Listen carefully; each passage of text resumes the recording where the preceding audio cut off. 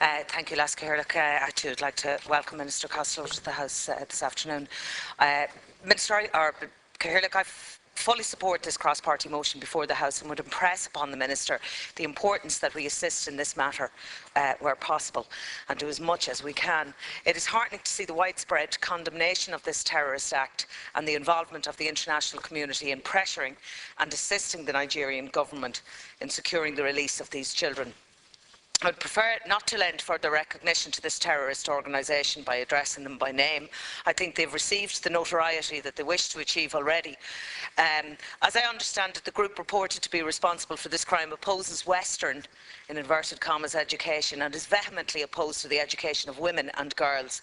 Estimates vary as to the number of young girls that have been abducted.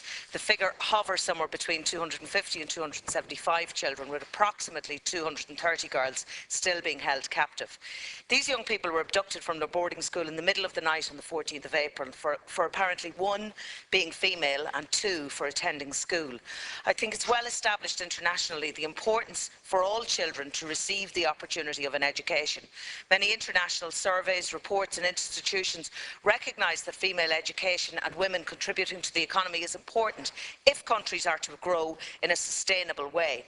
Out of a population of 168.8 million on the World Bank, you have a situation where a large section of the population is under the age of 18, and this generation is actively being harassed and targeted for attending school by this terrorist organisation. The education of this young generation, and specifically these young women, is important in the pushing forward of gender equality in Nigeria. Education and denying access to education is often used as a tool throughout history and presently to oppress women as well as other sections of society. By standing strong as a Shannon Chamber, a nation, and alongside our international partners, we can demand change and show our support for not only these young girls, but for all young people who are denied equal opportunities and rights. At present, more than 200 girls are being held captive still, and it now appears that their captors will be using them as a means of leverage with the Nigerian government in exchange for their own prisoners.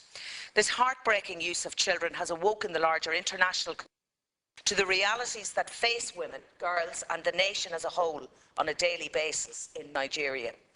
I welcome the fact that the Nigerian government has accepted assistance from the United States, Britain, China, France and Israel in their search. I'm greatly disappointed in the immediate response to the issue, but do welcome that action is finally being taken, which I believe has resulted from the international outrage expressed over the last number of weeks. By adding our voice here today, we are joining a wider international movement that condemns not only terrorism, but inequality. We will be sending a message to the young people of Nigeria that we support them and we support their right to access education. I think most importantly we will be making the statement that these young girls still being held captive are important and that they are not forgotten. The international voice I spoke about earlier has already succeeded in sparking action on this matter and raising awareness.